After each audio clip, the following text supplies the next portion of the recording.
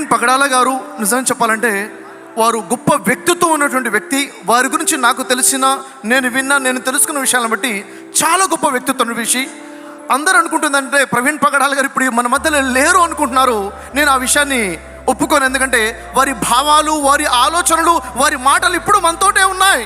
వారి భావాలతో పాటు, వారి ఆశయాలతో పాటు, దేవుడిచ్చిన పిలుపుతో పాటు దైవజనులుగా వారు నిల్చోవాలి. ఎందుకంటే ఇహలోకం శాశ్వతం కాదు, పరలోకం నిత్య జీవమే శాశ్వతమైనది.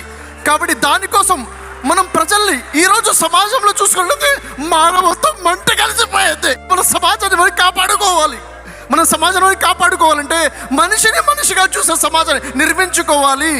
ప్రజల్లో మానవత్వం చచ్చిపోయింది, ధర్మం కనుమరుగైపోయింది. నిన్ను వాళ్ళని పొరుగువారిని ప్రేమించుము అన్న ధర్మాన్ని మన ప్రజలకి పరిచయించాలి. దీనికోసమే మన ప్రవీణ్ పగడాల గారు పాటుపడ్డారు. వారు చేసిన ప్రయాణం ఊరూరు తిరుగుతూ ప్రజలకి పరిచయం చేశారు. ఇహలోకం కాదు, నిత్య జీవం గురించి మాట్లాడారు. సోదరులారా, సోదరి మనం బిగించాలి.